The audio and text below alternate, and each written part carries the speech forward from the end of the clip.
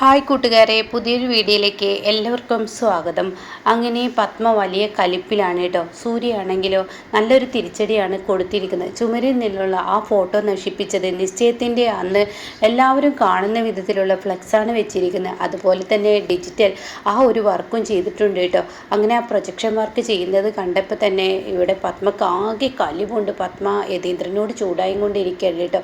നിങ്ങൾ എന്താണ് ഈ വീട്ടിൽ കാട്ടിക്കൂട്ടുന്നത്? നിങ്ങൾ കാണാതെ പോകരുത്, നിങ്ങളൊരു കാര്യം ചിന്തിക്കണം. അപ്പോഴേക്കും വന്ദന പറയണേ, ദേ പത്മേ, നിനക്ക് ഈ വീട്ടിൽ ഒരു വിലയില്ല എന്ന് വരുന്നവർക്ക് ഈ ഒരു കാര്യത്തിൽ നിന്ന് തന്നെ മനസ്സിലാവും. അതാണല്ലോ ഇപ്പോൾ ഇവിടെ കാണുന്നത്. പത്മേ, നിനക്ക് ഈ വീട്ടിൽ വിലയില്ലാത്തൊരു സംഭവമാണ് ഇവിടെ നടന്നിരിക്കുന്നത്. ആ പറയുന്ന വേലക്കാരിയോ അവളും കൂടിയിട്ടുള്ളൊരു പരിപാടിയായി പോയി ഇതെന്താ പത്മേ നിൻ്റെ വീട്ടിൽ ഇങ്ങനെയൊക്കെ ആവുന്നത്? അപ്പോഴേക്കും യതീന്ദ്രനോട് വീണ്ടും ദേഷ്യപ്പെടാൻ കേട്ടോ. നിങ്ങളെന്താ ഇതിനൊന്നും മിണ്ടാത്തത്? അത് പിന്നെ നീ ചെയ്തു വെച്ചതെന്താ? നീയും മറ്റുള്ളവരും ചെയ്തു വെച്ച് സൂര്യയെ ചൊടിപ്പിക്കുന്ന കാര്യമല്ലേ? അപ്പം അതിന് പകരത്തിന് പകരം വീട്ടാൻ അവൻ നോക്കും. അതിപ്പോൾ ഞാൻ പറയേണ്ടതില്ലല്ലോ. അത് ഇങ്ങനെയാണോ വീട്ടുന്നത്?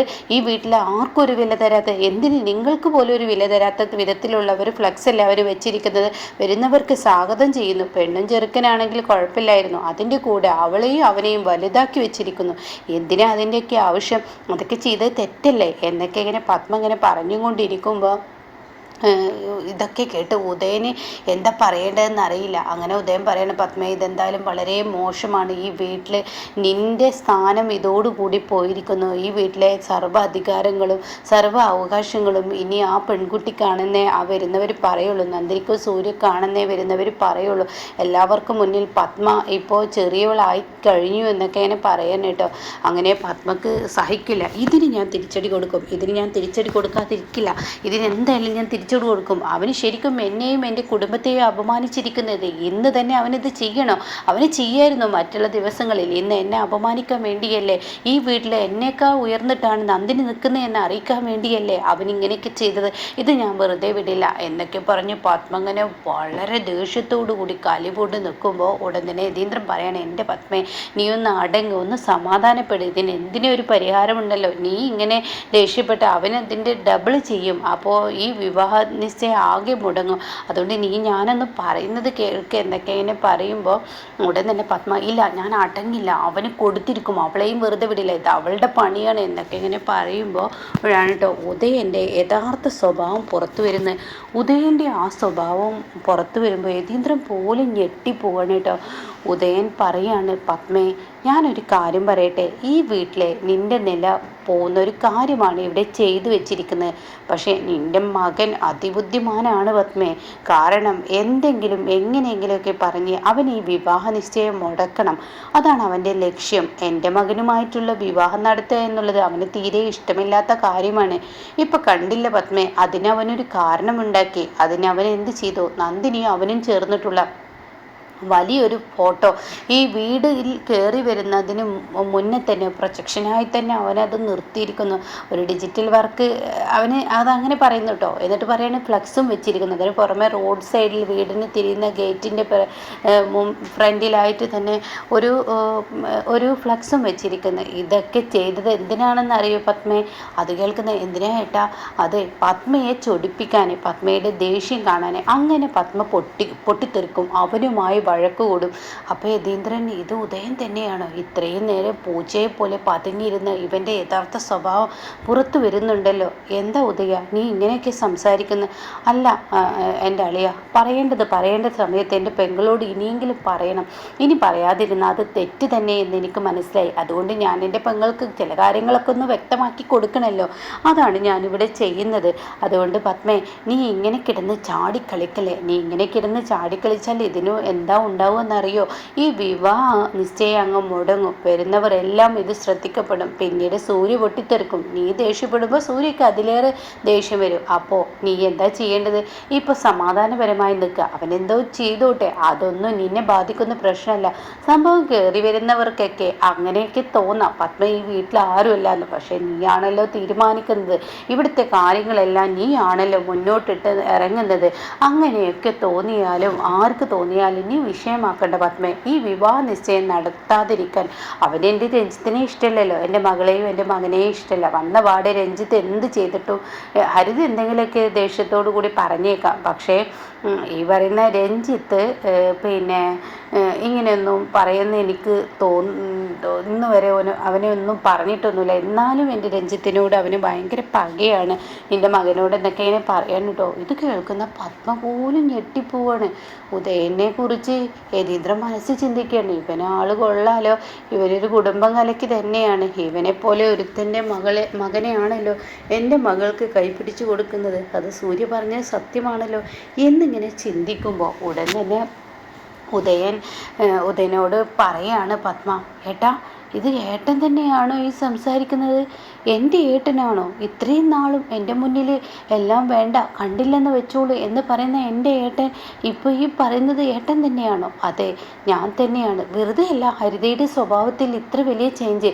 ഏട്ടൻ പറഞ്ഞല്ലോ എന്നെ കണ്ട് എൻ്റെ മാതൃകയാണ്, ഈ പത്മയുടെ മോഡലാണ് അവൾ എന്നൊക്കെ. പക്ഷെ അല്ലല്ല, ഏട്ടൻ്റെ സ്വഭാവമാണ്.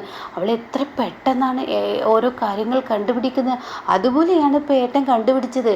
ശരിയാണ്, ഞാൻ ഇപ്പോഴാണ് ചിന്തിക്കുന്നത്, സൂര്യ എങ്ങനെ പൊട്ടിത്തെറിക്കുന്നത്, എൻ്റെ മകൻ മനഃപൂർവ്വം ഒരു കാരണമുണ്ടാക്കി ഇവിടെ പൊട്ടിത്തെറിക്കുന്നത്. അപ്പോഴേക്കും യതീന്ദ്രൻ പറയണം, അതൊന്നുമല്ല, അവനെ ചൊടിപ്പിക്കുന്ന കാര്യം ഇവിടെ ഈ വീട്ടിൽ ആരോ ചെയ്തു. അവൻ്റെയും നന്ദിനിയുടെ ഒരുമിച്ചുള്ള ഫോട്ടോ കീറിയതിൽ പിന്നെ ഈ ഭിത്തി മൊത്തം ഈ വീട് മൊത്തത്തിൽ നിങ്ങളുടെയൊക്കെ ഫോട്ടോ ഒട്ടിച്ചപ്പോൾ അവന് കൂടുതൽ ദേഷ്യമായി. അവനെന്ന് പറഞ്ഞത് നിങ്ങൾ ഓർക്കുന്നു? എന്താ അളിയ എന്ത് ഇങ്ങനെയൊക്കെ പറയുന്നത്? അളിയൻ പറയുന്നത് പോലെയൊന്നുമല്ല എന്ന് പറഞ്ഞു ഉദയൻ സംസാരം തുടരുകയാണ് കേട്ടോ. എന്നിട്ട് ഉദയം പറയാണ്, അളിയൻ പറഞ്ഞതുപോലെയൊന്നുമല്ല, അളിയൻ ചിന്തിച്ചതുപോലെയൊന്നുമല്ല, സത്യത്തിൽ ഇവിടെ നടത്തുന്നത് ശരിക്കും ഈ വിവാഹം മുടക്കാനുള്ള അവൻ്റെ ഒരു ഗൂഢാലോചനയാണെന്ന് പറയും കേട്ടോ. അപ്പോഴേക്കും പത്മ പറയും, ശരിയാണ്, ഏട്ടൻ പറഞ്ഞപ്പോഴാണ് എനിക്ക് കാര്യങ്ങൾ മനസ്സിലായത്. ഞാൻ മൗനം, അതാണ് നല്ലത്. ഇത് കണ്ടില്ലെന്ന് നടിക്കാം, അതായിരിക്കും നല്ലത്. കണ്ടില്ലെന്ന് നടിച്ചാൽ മാത്രമാണ് ഈ പ്രശ്നത്തിനൊരു പരിഹാരം ഉണ്ടാവുകയുള്ളൂ എന്ന് പത്മ പറഞ്ഞ് അവിടെ നിന്നും പോവുകയാണ് കേട്ടോ. യതീന്ദ്രൻ പറയാണ്, വന്നു കയറിയതൊക്കെ എൻ്റെ സൂര്യ പറഞ്ഞതുപോലെ വിഷജന്മങ്ങൾ, വിഷം പുരളുന്ന നാക്കുകളാണ് അവരുടേത്. സൂക്ഷിച്ച് നിൽക്കണം, അകന്ന് നിൽക്കണം, സർപ്പത്തേക്കാൾ വലുതാണ് എന്നൊക്കെ ഇങ്ങനെ യതീന്ദ്രൻ ചിന്തിക്കുന്നുണ്ട് കേട്ടോ. ഇതേ സമയം പുറത്ത് പോയിട്ട് ഇന്ദ്രജയ്ക്ക് ദേഷ്യം കയറുകയാണ്. വിജയ്, നിനക്ക് എന്തെങ്കിലും ചെയ്യാൻ പറ്റുമോ? ഈ ഡിജിറ്റലായി നിൽക്കുന്ന ഇതാണ് സഹിക്കാൻ വയ്യാത്തത്. അവിടെ പുറത്ത് നിൽക്കുന്ന ആ ഫ്ലെക്സ് പോട്ടെ, ഈ വീടിനോട് ചേർന്നിട്ട് ഇവനിങ്ങനെ ചെയ്തു വെച്ചിരിക്കുന്ന ഇത് അത്ര നല്ല സുഖമുള്ള കാര്യമല്ല. ഈ ഒരു വർക്ക് ഉണ്ടല്ലോ, അവളങ്ങനെ തിളങ്ങുന്ന വിധത്തിൽ, അതോ വീടിൻ്റെ 2ാം നില മുതൽ താഴെ വരെ ഇതെങ്ങനെയെങ്കിലും ഒന്ന് വിജയ് കളയും. ഇല്ല, എൻ്റെ 2 കൈ, അതാണ് എന്നോട് പറഞ്ഞിരിക്കുന്നത്. ആര് കളഞ്ഞു? അവർക്ക് പിന്നെ കൈയില്ല. നിൻ്റെ അളിയനാണ്, നിൻ്റെ ആങ്ങളെയാണെന്നൊക്കെ പറഞ്ഞിട്ട് കാര്യമില്ല. നീ അവൻ്റെ ജ്യേഷ്ഠത്തിയാണെന്നും പറഞ്ഞിട്ട് കാര്യമില്ല. നീ ചേച്ചി തന്നെയായിരിക്കും. പക്ഷേ അവന് ഒരുമ്പെട്ടാൽ ചേച്ചിയുമില്ല, അളിയനുമില്ല, അമ്മയുമില്ല, അച്ഛനുമില്ല. അവൻ കൈ കളയെന്ന് പറഞ്ഞാൽ കൈയും കളയും, കൂട്ടത്തിലെ കാലും ചിലപ്പോൾ പോവും. അതുകൊണ്ട് ഈ വിജയുടെ കാര്യങ്ങൾ ചെയ്തു തരാനൊന്നും ആരും ഉണ്ടാവില്ല. അതുകൊണ്ട് എൻ്റെ ഇന്ദ്രജ, നീ ഒന്നും വിചാരിക്കരുത് കേട്ടോ. എല്ലാം നീ പറഞ്ഞത് ഞാൻ കേട്ടിട്ടുണ്ട്, പക്ഷേ ഇതെനിക്ക് കേൾക്കാൻ പറ്റില്ല. എനിക്ക് ജീവന് കൊതിയുണ്ടായിട്ടാണ് കേട്ടോ, ഒന്നും വിചാരിക്കരുത് എന്ന് ഇന്ദ്രജയോട് വിജയ് പറയാൻ കേട്ടോ. ഇതേ സമയം നന്ദിനിയാണ് കാണിക്കുന്നത്. നന്ദിനി ഒന്നും തന്നെ മിണ്ടുന്നില്ല. അപ്പോൾ സൂര്യക്ക് ഡ്രസ്സ് മാറിയിരിക്കുകയാണ്. വിവാഹത്തിൻ്റെ തലേന്ന് നിശ്ചയത്തിൻ്റെ തലേന്നാളാണ്, രാത്രിയിലാണ്. അപ്പോൾ സൂര്യ ഡ്രസ്സ് മാറിയിരിക്കുന്നത് കാണുമ്പോൾ നന്ദിനി ഇങ്ങനെ മുഖം കയറ്റിയിരിക്കുക. അപ്പോൾ നന്ദിനിയോട് സൂര്യ പറയാണ്, എടോ ഞാനത് ചെയ്തത് അവരെന്നോട് ചെയ്തതിനുള്ള പ്രതികാരമാണ്. താൻ എന്തിനാണോ ഇങ്ങനെ മുഖം വീർപ്പിക്കുന്നത്? ഞാനൊന്ന് മദ്യപിച്ചു എന്നുള്ളത് സത്യം തന്നെയാണ്. എന്ന് വെച്ച് താൻ എന്നോട് ഇങ്ങനെ മിണ്ടാതിരിക്കണ്ടോ? താനിപ്പോൾ ഇവിടെ ആളുകൾ വരും, ഇവിടെ ഒരു വേലക്കാരിയുടെ വേഷത്തിലല്ല, നീ നല്ലൊരു അടിപൊളി വേഷത്തിൽ ഒന്നിങ്ങ് വന്നേ, അന്ന് ഡ്രസ്സൊക്കെ മാറി വാടോ, ഞാനെടുത്ത് തന്ന ആ സാരിയൊക്കെ ഒന്ന് ഇട്, ഞാനെടുത്ത് തന്ന ആ ഡ്രസ്സ് ഇട്ടിട്ട് വാ, മോഡേൺ ഡ്രസ്സ് ആയാലും കുഴപ്പമില്ല. അപ്പോഴും നന്ദിനി ഒന്നും മിണ്ടുന്നില്ല കേട്ടോ. നന്ദിനി കടന്നൽ കുത്തിയതുപോലെ മുഖം വീർപ്പിച്ചിരിക്കുക. എന്താടോ താൻ ഇങ്ങനെയൊക്കെ ചെയ്യുന്നത്? തനിക്ക് വേണ്ടിയല്ല ഞാൻ ചെയ്തത്. എൻ്റെയും നിൻ്റെയും ഫോട്ടോ കളഞ്ഞപ്പോൾ തന്നെ ഈ വീട്ടിൽ എൻ്റെ അമ്മയൊക്കെ വലുതാക്കി കാണുന്ന ഞാൻ പറഞ്ഞതിൽ അത് ഞാൻ ചെയ്തു. വരുന്നവർക്കെല്ലാം നിനക്കാണ് ഈ വീട്ടിൽ സ്ഥാനം എന്നുള്ളത് എല്ലാവരും അറിയട്ടെ. പത്മ മേഡവും ഹരിത മേഡവും കിടന്ന് കാട്ടുന്നത് കാണുമ്പോൾ നന്ദിനി മേഡം ഇങ്ങനെ അടിമയായി നിൽക്കണ്ടല്ലോ. നന്ദിനി മേഡവും നല്ല ലുക്കിൽ വാ, പത്മയെ വെല്ലുന്ന അതേ ഡ്രസ്സിൽ നീ വാ. എൻ്റെ മമ്മി തന്നെയായിരിക്കും, പക്ഷേ എന്നെ പ്രസവിച്ച അമ്മ തന്നെയായിരിക്കും. പക്ഷെ ചില സ്വഭാവം കാണും കാണുമ്പോൾ അമ്മയാണെങ്കിലും എന്താണെങ്കിലും ആ പ്രസവിച്ച ആ വയറങ്ങ് മറക്കാൻ തോന്നും. കാരണം എന്തെന്ന് വെച്ചാൽ എപ്പോഴും ഒരാളോട് ക്രൂരത കാണിക്കുന്നത് കാണുമ്പോൾ അത് ഏത് മക്കൾക്കാണെങ്കിലും കണ്ടു നിൽക്കാൻ കഴിയില്ല. ഉള്ളതുപോലെ പറയണല്ലോ നന്ദിനി. അതുകൊണ്ടാണ് ഞാൻ അവരോട് ഇങ്ങനെയൊക്കെ കാണിക്കുന്നത്. അവരുടെ സ്വഭാവം ഒന്ന് നന്നാക്കിയാൽ മതി. അവർക്കെന്താ പണമുള്ളവരോടും പണമില്ലാത്തവരോടും രണ്ടും രണ്ടായി കാണുന്നത്. എല്ലാവരെയും ഭൂമിയിലോട്ട് ഇങ്ങനെ സൃഷ്ടിച്ച് വിടുന്നത് ആരാണെന്നുള്ളത് ചിന്തിക്കാനുള്ള കഴിവ് അവർക്കില്ല. എല്ലാവരും ഒരു അമ്മയുടെ വയറ്റിൽ ജനിച്ചതാണ്. എല്ലാവർക്കും ആ ജനനം ഒരേപോലെ തന്നെയാണ്. എല്ലാവർക്കും ഇങ്ങനെയൊക്കെ തന്നെയാണ് ജീവിതം ഉണ്ടാവുന്നതെന്നും ദാമ്പത്യം എങ്ങനെയാണെന്നും ഒക്കെ അവർക്ക് അറിയാമല്ലോ. പിന്നെ എന്തിനാ അവർ നിന്നോട് ഇങ്ങനെ കാണിക്കുന്നത്? പിന്നെ ഈ ഭൂമിയിലോട്ട് വന്നതിന് ശേഷം ഓരോരുത്തർക്കും പണമില്ലായ്കയും പണം ഉണ്ടാവുമല്ലോ. അതൊക്കെ ഓരോരുത്തരുടെ മെടുക്കിനനുസരിച്ച് എല്ലാവരും ഇപ്പോൾ ഒരുപോലെ ആവുമോ എന്നിങ്ങനെയൊക്കെ സൂര്യ പറയുന്നുണ്ട് കേട്ടോ. ഇങ്ങനെയൊക്കെയുള്ളൊരു എപ്പിസോഡ് ഇനി വരാനിരിക്കുന്നുണ്ട്. ഇതൊക്കെ വിവാഹ നിശ്ചയത്തിൻ്റെ തലേനാൾ വരുന്ന എപ്പിസോഡുകളാണ്.